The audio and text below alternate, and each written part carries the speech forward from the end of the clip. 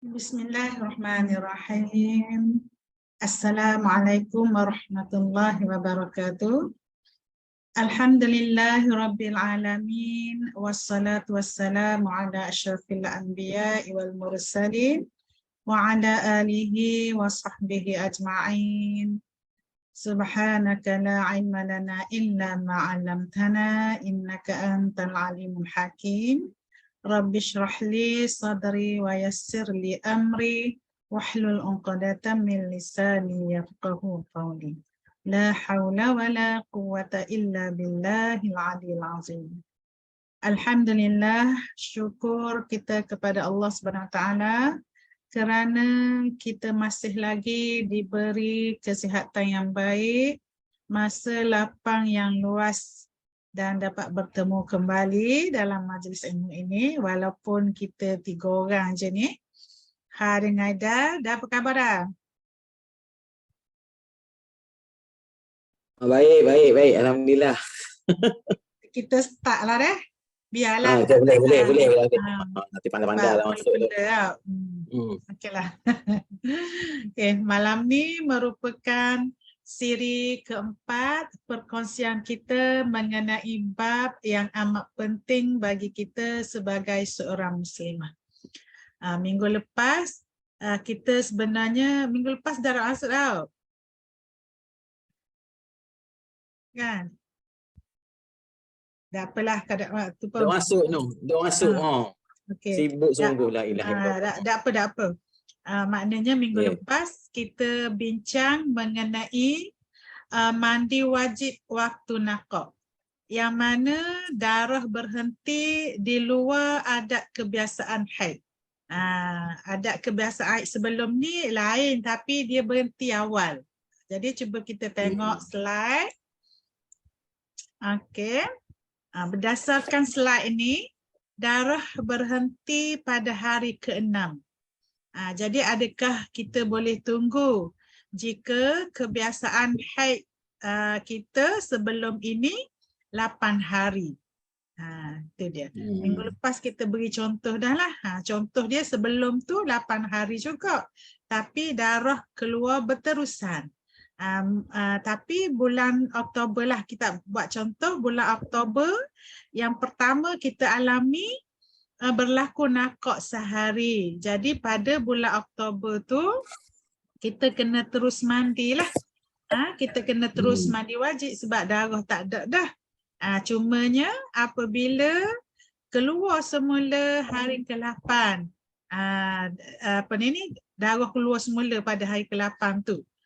Jadi sebenarnya haid keseluruhan bagi dia ialah 8 hari.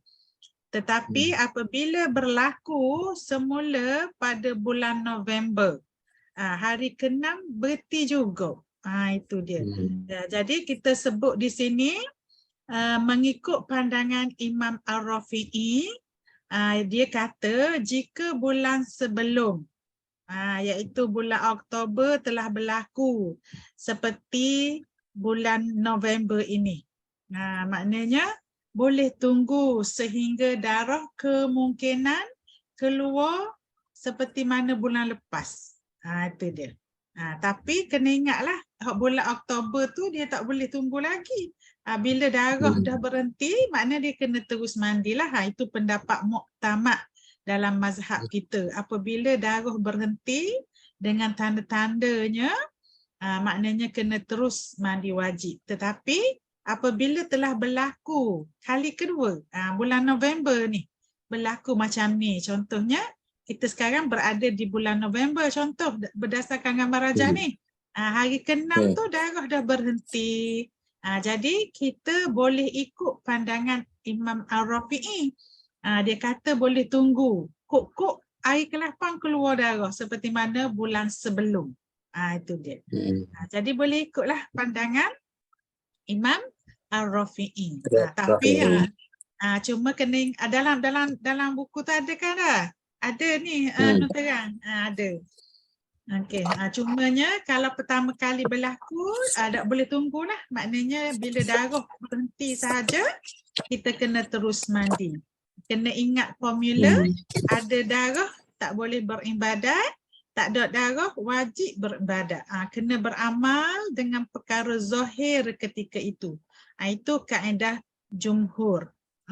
Okey. Jadi kalau kita tengok di sini bulan Oktober tu berlaku mula-mula tak betul lah. Maknanya kita tak boleh lagi tunggu. Itu dia. Okey. Jadi dalam bab haid ini bila berlaku sekali bermakna ia sudah menjadi adat.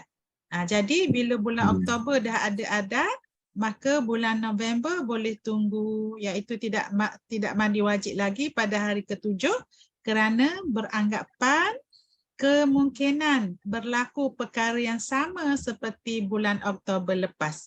Kemungkinan darah keluar semula pada hari ke-8. Itu dia.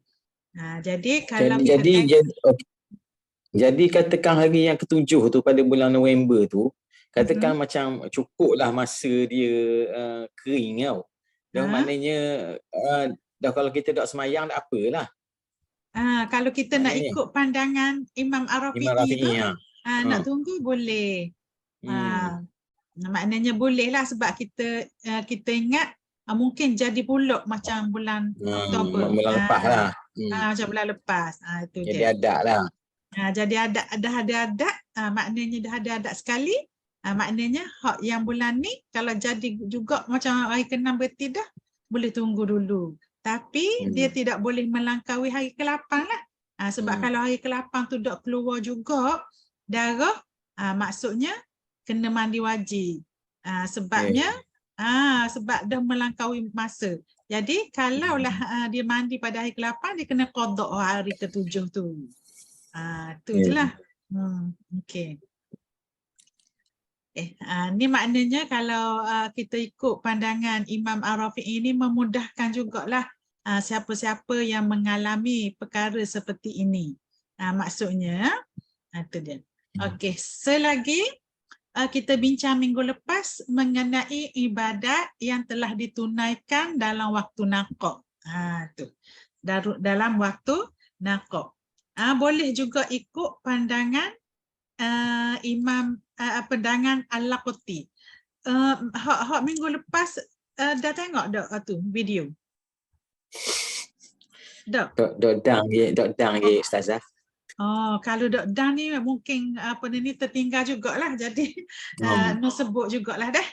Nu sebut juga. Boleh. Okey, sini. Maksudnya naqab ni hari yang tidak ada darah di sini. Okey. Jadi apabila hari seterusnya, hari ke-8 ni kita tahu dah. Bila berhenti darah, maksudnya haid kita 8 hari kan? Okey. Jadi mengikut pandangan muktamad, waktu naqab di sini yang tidak ada darah ini dihukumkan sebagai haid juga, iaitu haid hukmi. Haid hukmi. Haid pada hukum lah. Sebabnya dia berada di celah-celah haid. 1 hingga 6 dihukumkan haid. 8 pun ada darah ni juga dihukumkan haid. Bermakna hari yang tidak ada darah ini pun dihukumkan haid. Ini mengikut pandangan muktamad lah. Pandangan yang majoriti ulama. Itu dia. Okey. Jadi yang satu lagi pandangan Al-Laqti. Pandangan Al-Laqti ni ia kata hari ke-7 ni tidak ada darah dihukumkan suci.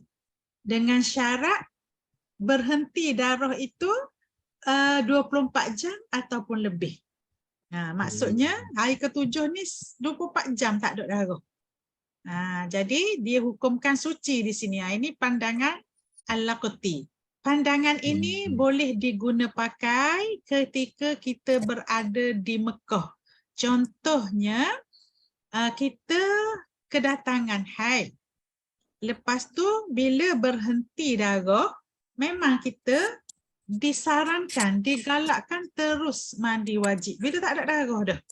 Calik pun tak ada, dipek pun tak ada, kita disarankan bersegera mandi wajib. Dan mungkinlah lepas mandi wajib ni kita tawaf sa'i apa semua, sudah dah 24 jam berhenti, tiba-tiba keluar darah. Jadi mengikut pandangan Al-Laqti, ibadat yang telah ditunaikan ketika nakok ini sah. Itu dia. Sah. Tapi pandangan muktamad kata waktu nakok yang berada di celah haid itu yang dihukumkan sebagai haid hukmi, bermakna ibadat yang telah ditunaikan dalam waktu nakok itu terbatal. Kalaulah kita berada di sini, memang kita mengikut pandangan muktamad sebelum-sebelum ni kan. Jadi kalau kita berpuasa pada hari ke-7 tu kena qada balik. Itu maksudnya. Tapi pandangan Al-Qurtubi saat ni boleh diguna pakai ketika kita berada di Mekah no, sebabnya jawatan kuasa muzakarah haji dia menerima pendapat mengguna pakai pandangan Al-Qurtubi ni ketika berada di Mekah. Maksudnya kalau orang tawaf pada hari ke-7 tu yang mana darah tu berhenti 24 jam, maksudnya tawaf dia tu sah. Tu dia. Okey. Jadi boleh jugalah beramal dengan Al-Qurtubi ni ketika berada di Mekah. Maksudnya tawaf dia tu sah, tak perlu diulang. Tu dia. Okey. Jadi Ustazah kata tadi, pandangan jumhur tadi, yang Ustazah kata pandangan jumhur tadi, maknanya kalau puasa kena qada, dah kira terbatal, maknanya tak payah qada dah kau kira. Hak tadi, hak pandangan jumhur tadi. Pandangan jumhur waktu nakok sehari. Tahu? Maknanya dah kira terbatal lah segala ibadat. Segala ibadat terbatal. Ini mengambil kira kita berada di sinilah dah. Maknanya sebab kita dah ikut pandangan Al-Qurtubi kan. Pandangan Al-Qurtubi ni hanya diguna pakai di Mekah saja. Maknanya kalau orang sedang umrah, sebab kemungkinan lah umrah ni singkat, lepas tu berlaku macam ni, dia dalam tawaf apa sebab dia tawaf dah masa tu, tiba-tiba nak balik dah sampai Jeddah dah nak naik kapal terbang, dia pergi kabar ke mutawif ke ustaz ke apa benda, dia kabar period pula. Jadi mungkin penerbangan tu tak boleh nak tangguh untuk dia seorang. Jadi sebab itu muzakarah haji, ahli jawatan kuasa muzakarah haji tu mengambil pandangan Al-Qurtubi ni. Okey. Malam ni kita teruskan dengan ciri keempat kita, iaitu mengenai istihadah. Minggu lepas kita pun dah masuk dah ciri-ciri istihadah dan juga faktor-faktor yang berlaku istihadah. Dalam buku tu pun ada dah ciri-ciri istihadah dan juga faktor-faktor faktor berlakunya istihadah yang kita bincang minggu lepas tu. Sekarang ni ramai yang mengalami istihadah dalam haid dan juga dalam nifas. Jadi antara faktor dia kemungkinan pemakanan ataupun penyakit seperti sis, fibroid dan sebagainya. Jadi kalau kita tengok sekarang ni kawan-kawan kita yang ada penyakit lah seperti sis dan juga fibroid juga, dia mengadu berlakunya istihadah. Istihadah sama ada istihadah sughra ataupun istihadah kubra itu. Baru ni kita dah bincang istihadah kubra ni maksudnya darah yang keluar dalam tempoh minimum suci contohnya. Minimum suci tu sekurang-kurangnya 15 hari tapi dah keluar dah darah. Okey, jadi kita tengok keadaan darah yang keluar dalam tempoh minimum suci. Macam ni. Okey. Jadi kita nak tengok macam mana nak kira tempoh minimum suci 15 hari 15 malam tu. Berdasarkan gambar rajah, hari ke-8 merupakan hari pertama suci. Tempoh minimum suci berakhir pada hari ke-22. Jadi tempoh 360 jam berakhir pada jam yang sama seperti mana darah berhenti pada hari ke-7. Kita tengok bila darah tu berhenti. Dan tempoh darah berhenti tu start selalu dah berhenti. Kita tengok sehingga 360 jam lah. Itu kita nak kira tempoh minimum suci 15 hari, 15 malam. Itu dia. Okay, jadi kalaulah darah tu keluar pada hari ke-23, ia boleh dihukumkan sebagai haid. Itu dia. Sebabnya tempoh 15 hari itu berakhir pada hari ke-22. Okey. Dan yang kita nak fokus di sini ialah hari ke-18 dan hari ke-19. Yang mana ada darah di situ. Darah keluar pada hari ke-18 dan ke-19. Bermakna di sini berlaku istihadah. Istihadah untuk menyempurnakan baki suci. Sebab sucinya tak cukup lagi lah pada hari ke-18 tu. Dia tempoh minimum suci berakhir pada hari ke-22. Bermakna darah yang keluar pada hari ke-18 dan hari ke-19 ini dihukumkan sebagai istihadah bagi menyempurnakan baki suci. Itu maksudnya. Itu.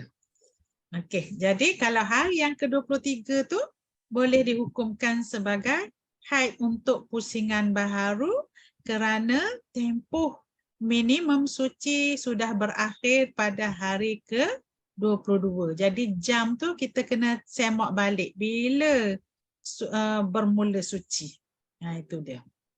Okay, jadi bila seseorang itu beristihadah, seperti mana yang kita sebut dalam bab haid dulu, secara umumnya apabila kita pasti darah sudah berhenti dan sudah berhenti dalam haid lah, tapi keluar darah semula dalam tempoh suci ni. Maksudnya apabila berlaku istihadah, dia kena pastikan masuk waktu dulu baru dia bertindak mengikut 4 langkah. Itu dia. Yang pertamanya dia kena istinja terlebih dahulu. Yang keduanya dia kena sumbat untuk menahan daripada darah keluar. Sebab bila tak sumbat dan dipakai pad saja, mungkin darah itu keluar. Maksudnya keluar, tidak ada sekatan. Jadi bila sesuatu keluar daripada dua jalan, maka terbatal wuduk. Tapi jika selepas sumbat, darah masih membasahi pad yang kita pakai, mungkin kena kapas yang kita sumbat dan terus kena juga pad. Itu dimaafkan kerana kita telah melakukan usaha untuk menyekat darah tersebut. Itu dia. Dan ada kelonggaran bagi yang mengalami kesakitan jika sumbat. Dia dibenarkan tidak sumbat. Begitu juga ketika ketika menunaikan puasa di siang hari. Tak boleh sumbat lah kerana ia termasuk dalam perkara yang membatalkan puasa. Jika tidak ada apa-apa masyakkah, wajib sumbat. Ini bagi orang yang mengalami darah yang sentiasa keluar. Itu dia. Jadi lepas berwuduk, yang mana niat wuduk pun tak sama dengan niat yang biasa kita niat mengangkat hadas. Dia tak boleh niat dengan mengangkat hadas kerana dia sedang berhadas. Jadi niat dia nawaitul wudu'a listibahatis solah fardan lillahi ta'ala. Itu dia. Dan selepas berwuduk mesti bersegera solat. Ini dia 4 langkah yang perlu dilakukan oleh mustahadah itu. Yang mana istihadah dia tu keluar darah berterusan. Kerana apa? Kerana sebenarnya mustahadah ini ada 2 keadaan. Okey, satu keadaan darah yang sentiasa keluar dan yang keduanya darah yang keluar dalam waktu tertentu sahaja. Jadi kalaulah seseorang itu mengalami situasi yang pertama, iaitu darah yang sentiasa keluar, dia kena sumbat. Tapi kalau dia mengalami situasi seperti keadaan kedua ini, yang mana darah tu keluar waktu tertentu sahaja, dia tak boleh sumbat pula.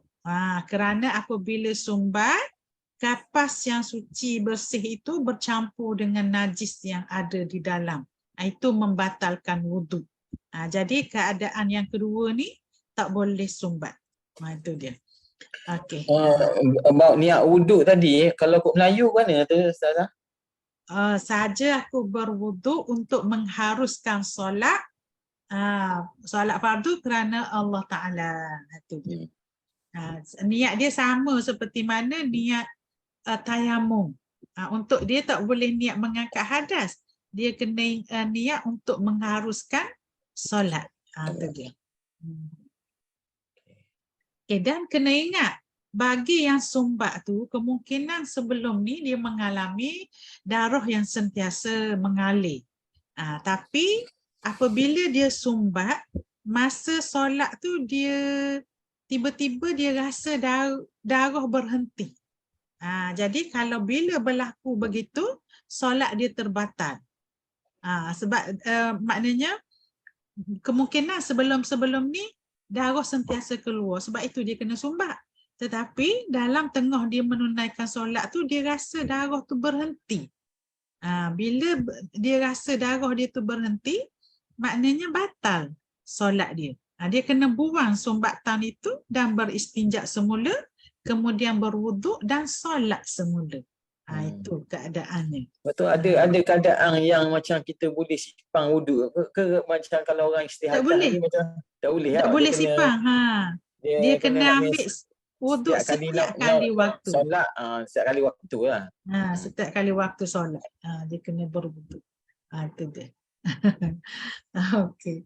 Jadi kemungkinan ada juga orang tanya, dah keluar darah berterusang tu sama je, dia kata bila sumbat kapas suci, kapas bersih tu, dia kata bercampur dengan najis di dalam. Yang kita kata tak boleh sumbat bagi yang tak keluar darah berterusan tu tadi. Sebab apa tak boleh sumbat? Sebab bimbang kapas tu bersih bercampur dengan najis di dalam. Dan mungkin ada orang tanya, dah kalau sumbat tu kapas bersih, lepas tu dah tepuh dengan darah tu jadi batal. Mungkin ada yang bertanya gitulah. Tapi sebagai menjawab persoalan ini, dalam hukum fiqh ni dia ada beberapa perkara yang berkaitan dengan kaedah fiqh, usul fiqh tu. Antaranya dia ada syarat, sebab, batal, illah dan sebagainya, iaitu bagaimana cara menghukumkan sesuatu perkara. Jadi orang yang darahnya sentiasa keluar, dia lebih baik sumbat daripada darah itu keluar yang boleh membatalkan wuduk dan mengenai pakaian solat, yang mana syarat sah solat mesti suci daripada najis. Itu yang utama. Itu cara ulama menetapkan sesuatu hukum dalam fiqh. Hak sumbat tu yang bercampur antara najis dan suci tu menjadi perkara kedua. Jadi perkara utama didahulukan. Mana setiap waktu solat kena sumbat lah. Ya, kalau bagi dia darah tu sentiasa keluar. Maksudnya. Okey. Jadi itulah kita tengok ulama menetapkan kaedah yang macam tu. Dia combine juga dengan macam ada usul fiqh itu, maknanya dalam usul fiqh kaedah untuk menetapkan hukum dia ada perkara-perkara yang tertentu lah, ada syarat kita kata saat ni, batal dan sebagainya, fasad dan sebagainya. Jadi kalaulah dia tak sumbat, contohnya bagi darah yang sentiasa keluar tu, maksudnya kalau dia tak sumbat, darah itu akan terkena pada pakaian solat dia. Itu membatalkan wuduk. Membatalkan wuduk kalau keluar darah. Jadi sebaiknya dia sumbat. Itu dia. Okey. Jadi kita sebagai orang awam ni kena bertaklidlah kepada apa yang telah ditetapkan oleh ulama dalam mengambil sesuatu hukum. Ini hukum yang sedia ada dah, yang telah ditetapkan oleh ulama. Sebagai orang awam, ikut je lah. Itu je. Okey. Jadi ada nak tanya tak setakat ni?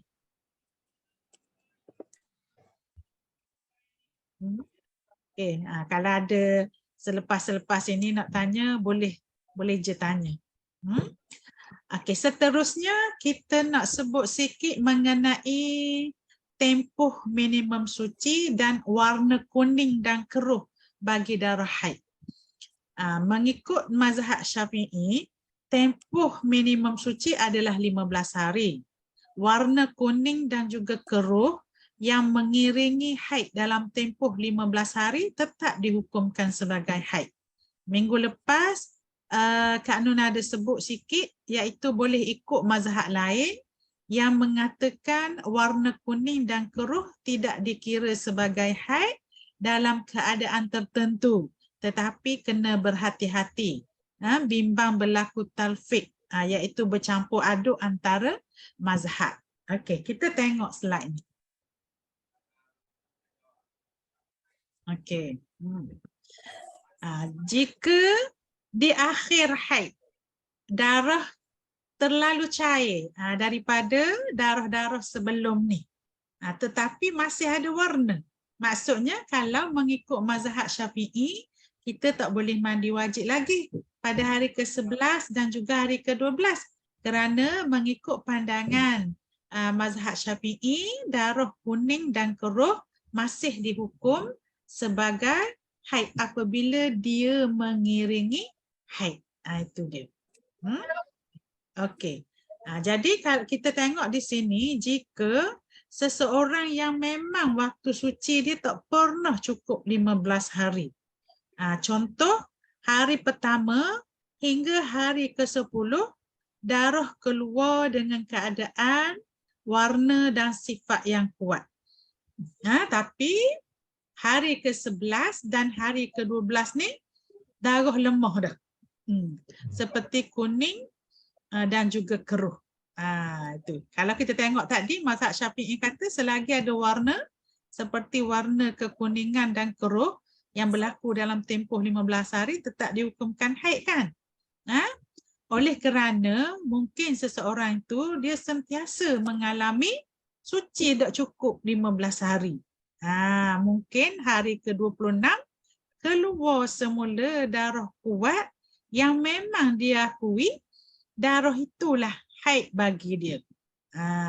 Kalaulah dia hukumkan darah kuning dan keruh ini sebagai haid, memang suci dia 13 hari sahaja. Bermula hari ke-13 hingga hari ke-25 ni 13 hari sahaja. Jadi di sini dia boleh ikut mazhab Hanafi dengan menghukumkan darah yang cair pada hari ke-11 dan ke-12 itu sebagai suci. Maknanya sebab kita kata tadi mazhab Hanafi dia tidak ambil kira dah darah yang cair.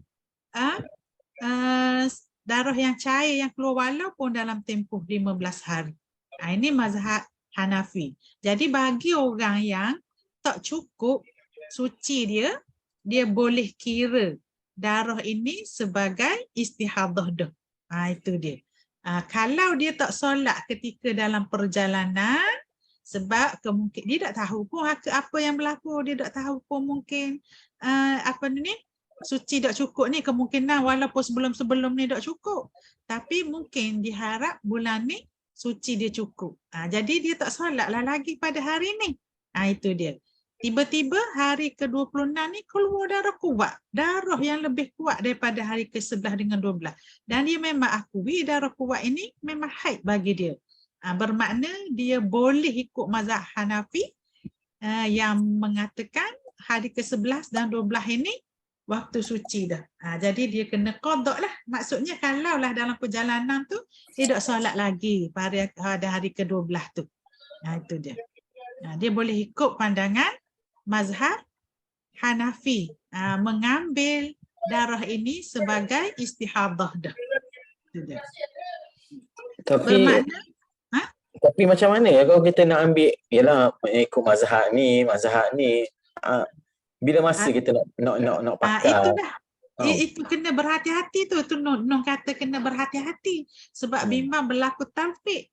Kalaulah macam Nun kata saat ni, maksudnya hari ke-26 ni sebab darah dah kuat dah, Maksudnya kita boleh hukumkan ianya sebagai haid sebab sebelum-sebelum ni memang haid kita macam ni, kuat. Kuat ni. Dan kita boleh ambil hak ni pula. Kita qada lah. Sebab dalam kena qada lah perjalanan pula. kena qada. Itu. Kena qada. Sebab dalam perjalanan tu kita tak mandi wajib lagi sebab kita ingatkan kemungkinan suci kita cukup kan. Tiba-tiba memang tak cukup juga. Jadi kita kena qada hak 2 hari ni. Bila kita qada 2 hari ni cukuplah 15 hari suci kita. Itu dia. Kita tak boleh ikut di sini pandangan mazhab Hanafi yang mengatakan 13 hari suci. Sebab mazhab Hanafi dia kata minimum suci 13 hari. Kita tak boleh ikut. Sebab apa? Sebab di sini kalau kita ikut pandangan mazhab Hanafi hak ni dia tak boleh hukumkan ia sebagai haid, hukum suci dah. Itu maksud dia.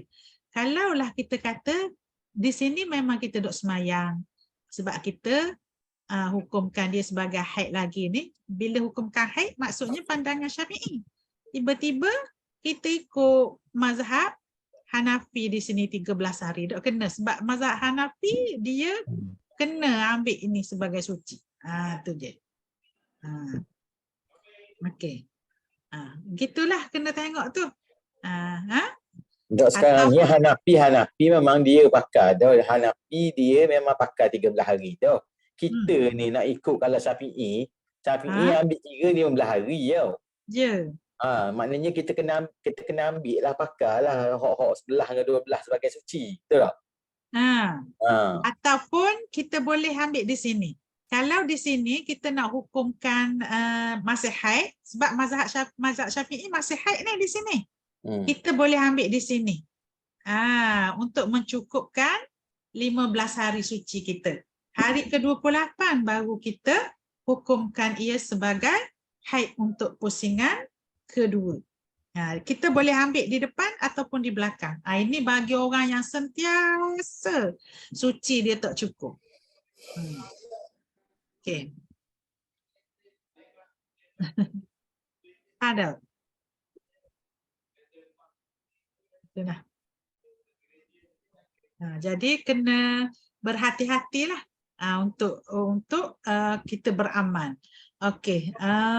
Ni kategori haid, ni kiranya kategori haid tak termasuk istihadah ni tak? Betul tak? Termasuk istihadah lah sebab suci dia tak cukup. Kan kita kata antara ciri-ciri istihadah, darah yang keluar dalam tempoh minimum suci 15 hari. Termasuk istihadah lah ni, berlaku haid dan istihadah. Ni haid kita ni kalau kita ikut mazhab Syafi'i, haid kita 12 hari. Tapi suci kita 13 hari sahaja, tak cukup. Kena ambil hak ni. Hak ni 2 hari ni untuk mencukupkan baki suci. Ataupun kita ambil hak yang di belakang, terpulang kepada kita. Kena cukup juga 15 hari, itu mazhab kita.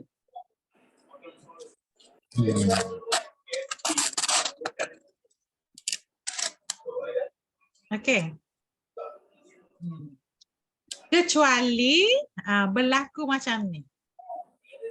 Okey, kecuali berlaku macam ni. Darah kuat belaka ni. Hari pertama sehingga hari ke-10 kuat. Tiba-tiba waktu suci dia 13 hari sahaja keluar darah semula. Ni, hari ke-24. Kalau kita dalam keadaan macam ni, kita boleh ikut mazhab Hanafi. Ambil suci dia 13 hari sahaja. Boleh. Tu. Ataupun kalau kita nak ambil mengikut mazhab kita, mazhab Syafi'i, maknanya hari ke-24 dengan 25 ni, kita kena solat lagi. Untuk mencukupkan suci 15 hari. Hari ke-24 baru kita hukumkan sebagai haid untuk pusingan baharu. Ni dia. Okey. Jadi bergantung kepada individu itulah. Individu yang memang mengalami suci tak cukup 15 hari. tak pernah cukup. Ini berlaku kepada pelajar kita. Sejak mula kedatangan haid, suci dia tak pernah cukup. Dia kata. Semua adik-beradik dia sama. Tak pernah cukup. Sebelum ni dia tanya. Sebabnya dah beramal dengan kaedah yang tidak tepat. Maknanya dia ambil dia macam tadi. Macam ni. Ni. Jadi dia ambil suci 13 hari ni.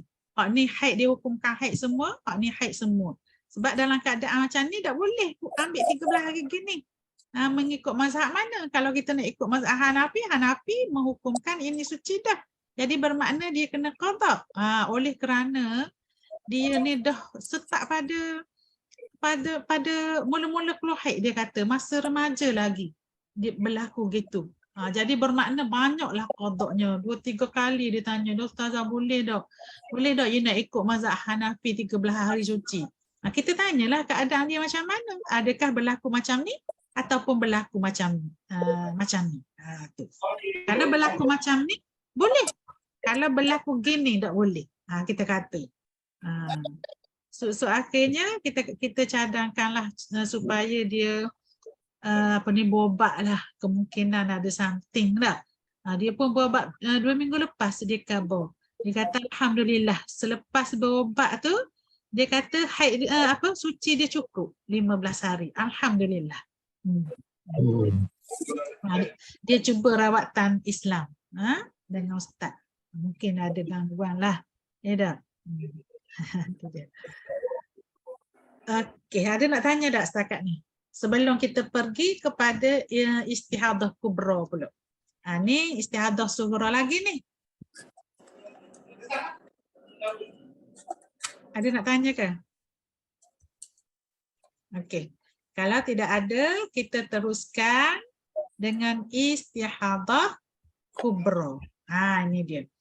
Istihadah kubra ni ialah darah yang keluar melebihi tempoh maksimum haid dan juga melebihi tempoh maksimum nifas secara bersambung. Itu dia. Dan kita fokus dulu istihadah kubra dalam haid lah. Itu dia. Okey, kita tengok gambar rajah ni. Semua gambar rajah ini menunjukkan berlaku istihadah kubra. Bila tengok kepada keempat-empat gambar rajah ni, bilangan darah yang keluar sama je, 18 hari. Tetapi bilangan haid tak sama antara satu gambar rajah dengan gambar rajah yang lain. Apabila darah keluar berterusan, melebihi 15 hari 15 malam ni, ada kaedah khusus yang ditetapkan oleh ulama untuk menghukumkan haid dan istihadah. Sebab dia dah bercampur antara haid dan istihadah. Kena kira balik, kena kira semula darah-darah yang keluar itu untuk menentukan balik haid dan juga istihadah. Kita tak boleh hukumkan haid 15 hari dan selebihnya dihukumkan sebagai istihadah. Itu kaedah yang tidak tepat. Sebenarnya ada dua kaedah. Yang pertama, kaedah tamyiz dan yang keduanya kaedah adat.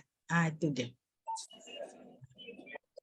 Jadi kalau kita tengok kepada gambar rajah ini, walaupun bilangan sama je, bilangan darah yang keluar tu 18 hari belaka.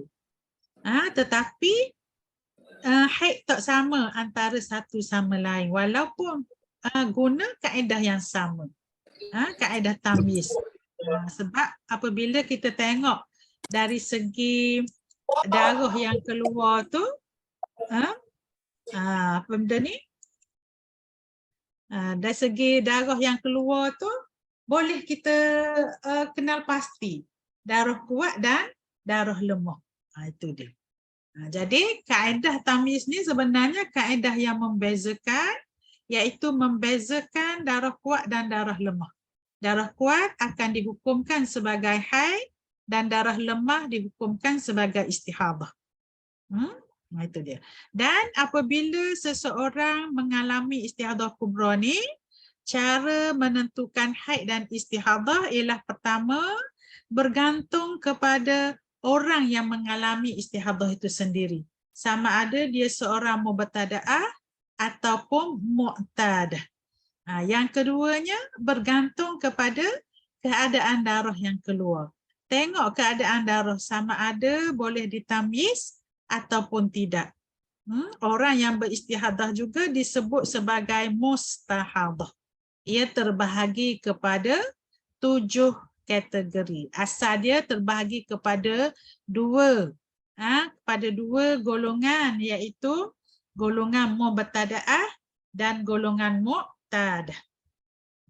Yang dimaksudkan dengan mubtada'ah ialah golongan yang pertama kali mengalami haid dan dalam masa yang sama mengalami istihadah. Golongan mu'tadah pula ialah orang yang telah mengalami sekurang-kurangnya haid sekali. Kemungkinan kali kedua dia mengalami istihadah kubra ni. Ia termasuk dalam golongan mu'tadah. Mubtada'ah dan mu'tadah ini pula ada 2 keadaan. Sama ada dia boleh membezakan darah ataupun tidak.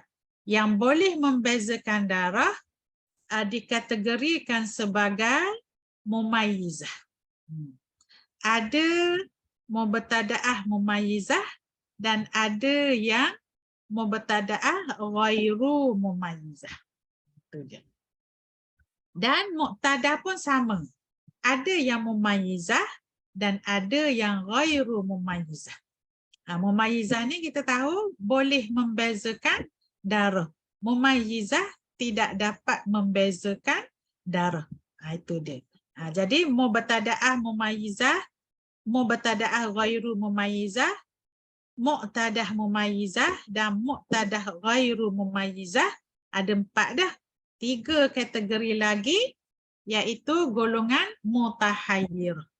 Mutahayyirah ini ada yang mutahayyirah mutlaqah, ada yang mutahayyirah mutlaqah ni maksudnya dia tak ingat apa satu adat haid yang terakhir dia.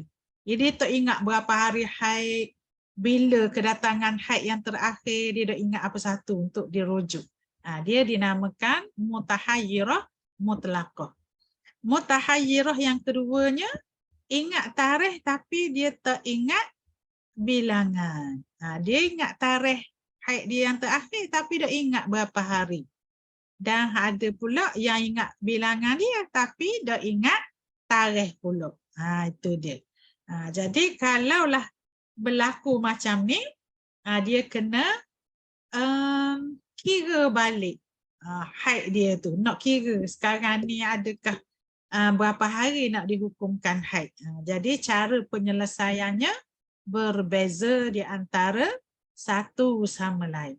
Jadi kita tengok di sini kategori mustahadah ini ada 7.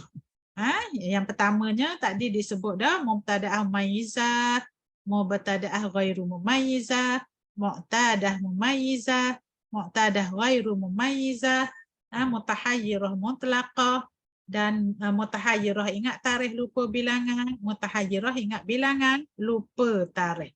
Itu dia. Ada 7 golongan. Jadi setiap kategori ni dia tak sama untuk cara kira. Cara kira balik berapa hari haid untuk bulan tersebut. Itu dia. Yang samanya golongan mumayyizah saja, iaitu mubtada'ah mumayyizah dan mu'tadah mumayyizah. Bagi yang mumayyizah ni, yang mana dia boleh membezakan darah kuat dan darah lemah, dia kena guna kaedah tamyiz. Bila nak guna kaedah tamyiz, mesti memenuhi syarat tamyiz. Ini dia syarat tamyiz. Syarat tamyiz yang pertamanya, darah kuat mesti 24 jam ataupun lebih.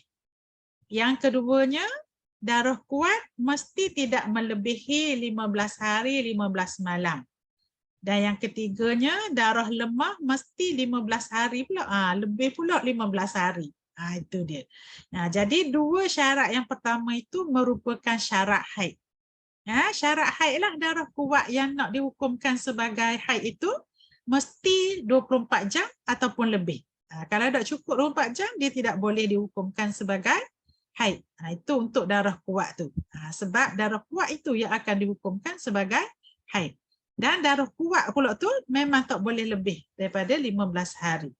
Itu dia. Jadi ada dua syarat haid dan satu syarat istihadah. Itu dia. Jadi untuk menyelesaikan haid dan istihadah bagi golongan mubtada'ah dan muqtadah ni, hak yang mumayyizah, dia lebih mudah kerana boleh berpandukan kepada darah kuat dan juga darah lemah. Bagi golongan mubtada'ah, walaupun kali pertama mengalami haid, tapi kemungkinan dia dah belajar bab haid sebelum ni, dia kenal darah kuat dan juga darah lemah. Jadi untuk menyelesaikan masalah istihadah yang dialaminya itu dengan kaedah tamyiz, memudahkan menghukumkan haid dan istihadah. Bagi kategori kedua yang tidak dapat membezakan darah lemah, disebut sebagai ghairu mumayyizah. Kalaulah mubtada'ah ghairu mumayyizah, golongan ni dah yang pertama kali mengalami haid. Mungkin dia tak kenal lagi, dia tak boleh nak bezakan darah-darah yang keluar itu. Jadi bila berlaku macam tu, macam mana nak rujuk haid dia yang terakhir? Sebab kalau tak boleh membezakan darah, dia kena guna kaedah adat. Jadi oleh kerana adat dia tak ada lagi bagi golongan mubtada'ah ni, keputusannya haid dia dihukumkan sehari semalam sahaja. Ini kaedah yang didatangkan oleh ulama. Itu dia. Okey, boleh harap? Boleh faham tak? Kan ada soalan setakat ni?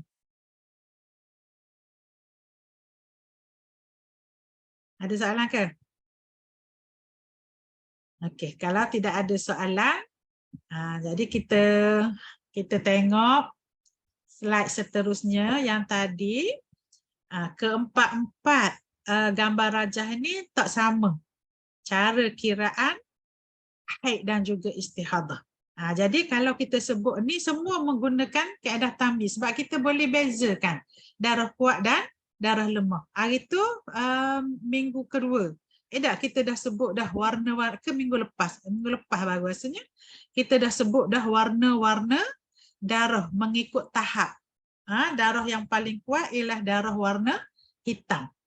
Yang keduanya merah. Yang ketiganya perang. Yang keempatnya kuning dan yang kelimanya keruh.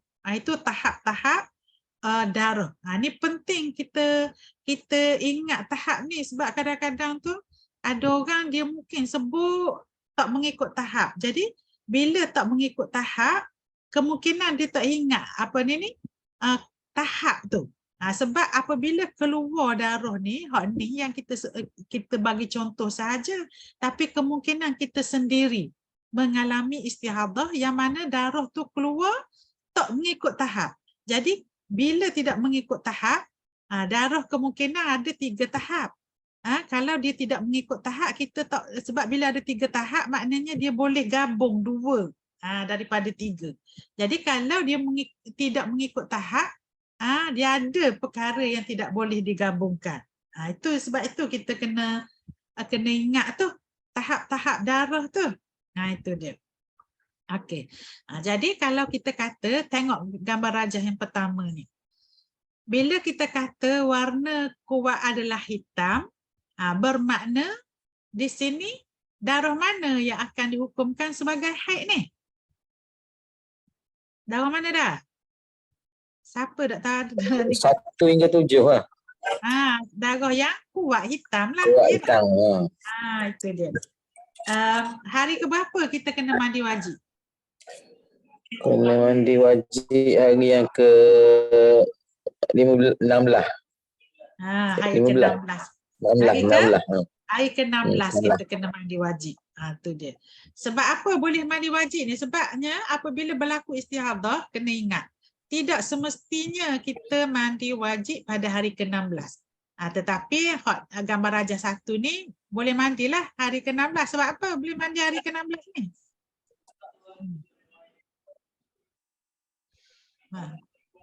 Sebab apa boleh mandi? Sebab kita boleh gabung. Tengok tu dah. Mana nak gabung dengan benda? Dah tu, darah, dua darah. Kalau dua tahap tak boleh gabung. Tak boleh gabung. Soalannya sebab ia berturut tang darah ia ikut tahap tau. Kerana tak kena tu dah. Soalan ni dengar soalan ni. Kenapa kita boleh mandi wajib pada hari ke-16?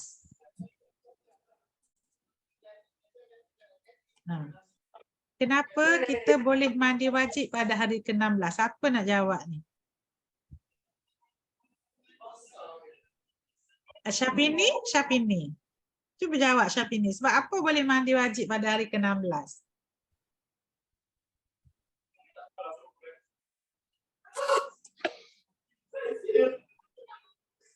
Ke Syafini tak ada ni?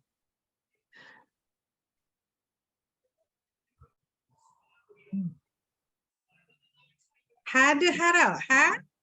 Panggil sikit. Baru masuk terpanggil dah. Okey, Kak Anu ada Kak Anu. Sebab apa boleh mandi hari ke-16?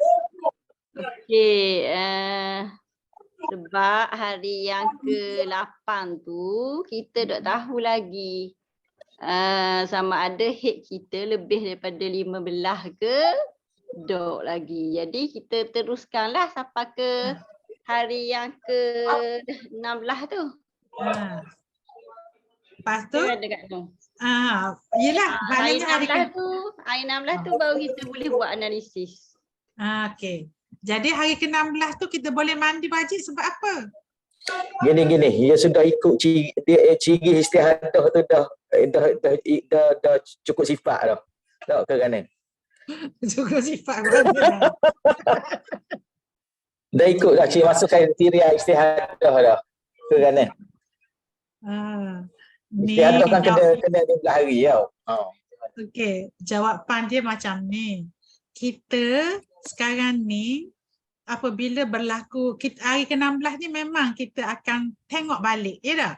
Kena tengok balik darah-darah yang keluar. Oleh kerana kita dah tahu dah hari pertama sehingga hari ke-7 ni darah yang lebih kuat daripada hari ke-16 sekarang kita duduk ni.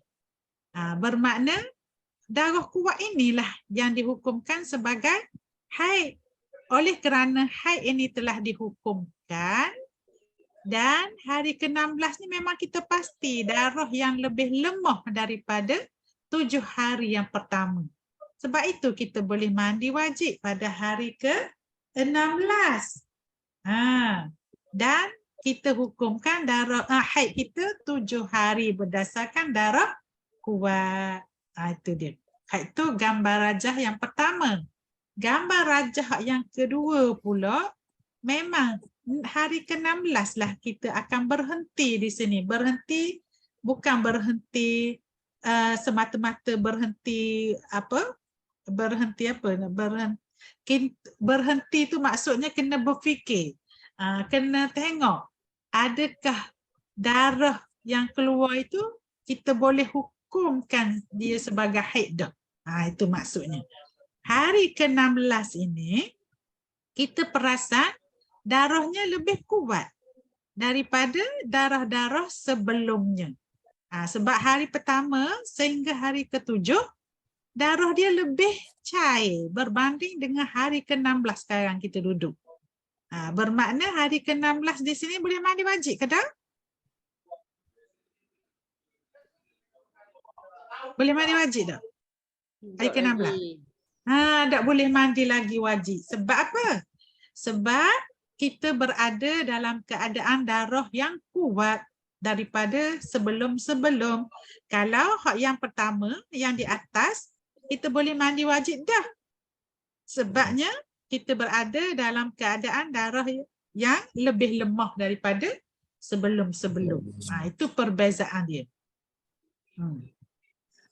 Maknanya kalau berlaku darah yang keluar melebihi 15 hari, hari ke-16 tu kita kena perhatikan sekarang ni adakah darah yang keluar itu lebih lemah daripada darah-darah sebelumnya ataupun sekarang ni darah yang lebih kuat daripada sebelum-sebelum. Itu maksudnya. Jadi hak itulah yang kita boleh sama ada mandi wajib ataupun tidak tu. Tu. Kalau hari ke-16 hak gambar rajah pertama dah lemah dah. Bermakna boleh mandi wajib walaupun ada darah. Sebab dah berlaku haid dan istihadah di sini. Okey. Hari ke-16 gambar rajah kedua tak boleh mandi wajib lagi sebab darah kuat. Itu dia. Dan kita tengok di sini kita sekarang ni berada pada hari ke-8 darah kuat. Darah kuat itu kemungkinan boleh dihukumkan sebagai haid untuk bulan ni. Itu dia. Okey. Itu maksud dia. Okey, kita tengok gambar rajah yang ketiga pula. Gambar rajah ketiga, hari ke-16. Darah lebih lemah daripada darah yang keluar sebelum. Sebab ada 3 hari darah yang kuat. Bermakna walaupun darah hari ke-16 ni lebih kuat daripada yang hari kuning tu, hari ke-12, tetapi ada lagi darah yang lebih kuat daripadanya, iaitu hari pertama, kedua, ketiga. Bermakna dia boleh mandi wajib pada hari ke-16. Itu dia. Okey. Jadi kalau kita nak faham di sini, inilah kita tengok keadaan darah yang kita alami pada hari ke-16 tu. Kalau orang tanya dah boleh mandi wajib tak pada hari tu? Maksudnya kita tengoklah kalau kita berada dalam keadaan darah yang kuat, tak boleh mandi wajib lagi pada hari ke-16. Okey. Gambar rajah 4 tu Guana, hari ke-16 tu macam mana? Mandi wajib ke tak? Ke siapa nak jawab? Mandi kat no. Tak Mandi? payah. Tak payah. Tak payah tau. Tak payah dah buat apa dah? Sebab tu dah berhenti dah tu. 4-5 menang. Okey. Jadi dalam keadaan macam ni, yang keempat ni, hari ke-16 kita tak perlu mandi wajib dah. Memadai kita dah mandi wajib pada hari ke-4. Macam mana tu? Okey, kita tengok. Apabila berlaku macam ni, hari pertama hingga ketiga darah yang kuat, hari keempat berhenti. Memang kita mandi wajib pada hari keempat. Bila kita mandi wajib pada hari keempat, tiba-tiba hari ketujuh darah keluar. Kita kena berhenti tak daripada solat? Hari ketujuh. Berhenti ya. Kita berhentilah sebab darah tu keluar. Darah tu keluar masih dalam tempoh 15 hari lagi kan. Dan darah ini merupakan manik daripada kita beribadat.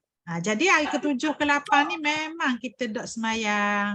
Sampailah hari ke-16. Hari ke-16 keluar lagi darah, kita kata. Jadi macam mana ni? Berapa hari sebenarnya haid kita? Apabila berlaku macam ni, hari ke-16 ni kita tengok darah dia lebih cair daripada hari pertama, kedua, ketiga. Bermakna hari pertama, kedua, ketiga ni dihukumkan sebagai haid dah. Hak ni dihukumkan sebagai istihadah. Bila hak ni istihadah, haid 3 hari saja, kita kan mandi wajib dah hari keempat ni. Kita mandi wajib dah hari keempat. Mayang dah, tak sampai hari ke-6. Hari ke-7 kita tak solat dah sebab keluar darah. Hak ni 7, 8, 9, 10, 11, 12, 13, 14, 15 kena qada solat. Itu dia. Kena qada solat lah sebabnya dalam perjalanan tu kita tak solat sebab ada darah. Kita ingatkan darah tu mungkin berhenti dalam tempoh 15 hari. tiba-tiba lebih. Jadi bila lebih itulah guna kaedah tamyiz. Bila guna kaedah tamyiz, haid kita 3 hari sahaja. Okey, faham tak Han? Ya Kak Nong. Ha, Lama tu. dah ingat dah. Tapi hak ni ramai ni berlaku ni. Kemungkinan ramai berlaku keadaan macam Tadi ni Kak dah. Nong tanya saya hok ning ke hok atas tu? Hak ni. Hok ning. Hak yang keempat ni. Oh, saya ingat ke hok Nong. Hak yang pertama. Ingat ke pertama. Hok yang ketiga ni. Yang ketiga. Kalau yang ketiga kena mandi wajib. Tapi hak ni kita tak masuk lagi. Kita tinggal dulu sebab Saya yang ada ingat ke 3 yang tahap. ketiga tadi. Jawab hok yang ketiga. Hak yang keempat Kak Nur tanya. Tapi hak yang keempat ni kemungkinan ada orang mungkin berhenti sini pula berhenti. Nanti kita akan tengok semulalah cara-cara nak kira. Sebab hak ni mungkin kita nampak hari ke-15 dan ke-16 bersambung tak?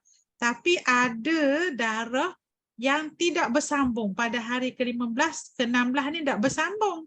Tetapi ia tetap termasuk dalam kategori istihadah kubra juga. Kena kira melalui kaedah tamyiz ataupun kaedah hadad. Yang macam ni lah. Contohnya dia berhenti, 4, 5, 6 berhenti. Lepas tu 7, 8, 9 ada darah. 10, 11, 12 berhenti. Lepas tu hari ke-20 ada darah. Contohnya. Itu dia. Itu termasuk dalam kategori istihadah kubra juga. Kena guna kaedah tamyiz ataupun kaedah hadad juga. Nanti kita akan bagi contoh lah, nanti kita akan huraikan. Cuma hari ni kita nak tengok dululah tindakan kita apabila berlaku macam ni. Hari ke-16 tu kena ambil tindakan analisis balik. Kalaulah dah ada, dah kita boleh tetapkan dah haid itu, maknanya hari ke-16 boleh mandi wajib. Tapi kalaulah hari ke-16 tu tak boleh nak tentu lagi haid dia sebab masih dalam tempoh darah kuat ni. Tak boleh mandi wajib juga. Itu dia. Okey. Jadi kita mungkin sebelum kita berhenti kita tanya dulu ada tak persoalan yang mungkin nak tanya? Assalamualaikum Ustazah, nak tanya boleh? Waalaikumsalam. Boleh Syafini. Macam anggap awak Ustazah cerita malam ni macam ada kenalah dengan situasi saya baru ni kan, macam contoh hari suci tu baru 13 hari tiba-tiba ada keluar merah kan. Jadi saya still lagi solat lah untuk 13, 14, 15 tu. Cuma bila hari ke-16 tu masa waktu Zuhur tu bila ada keluar lagi merah tu baru saya anggap haid lah masa tu. So macam teringatlah Ustazah kata tadi, maksudnya ambil sama ada hak depan ataupun hak belakang lah. Macam Ustazah kata yang Hanafi tu lah. So kiranya pertama kita akan bermula hari ke-16 tu lah kan. Makna hak ni tak ada kan? Hak depan lagi tak ada. Betul-betul. Okeylah. Maknanya tengok keadaan ni. Sini cair dah ke Syafini ni? Masa awal-awal masa saya ke-13 tu dia macam merah tak kuat lagi lah. Merah lemah lah kita kata. So saya still lagi solat macam biasalah sampai hari ke-15. Lepas tu hari ke-16 tu bila nampak dia dah tegang dah sikit daripada awal tu. Masa tu baru saya anggap dia macam haid lah kiranya. Betul lah tu. Maknanya kita tengok suci tu, tempoh suci tu 360 jam. Kalau tak cukup lagi 360 jam, maksudnya kena solat dulu. Solat lagi. Okey, terima kasih Ustazah. Okey. Yang ada lagi nak tanya?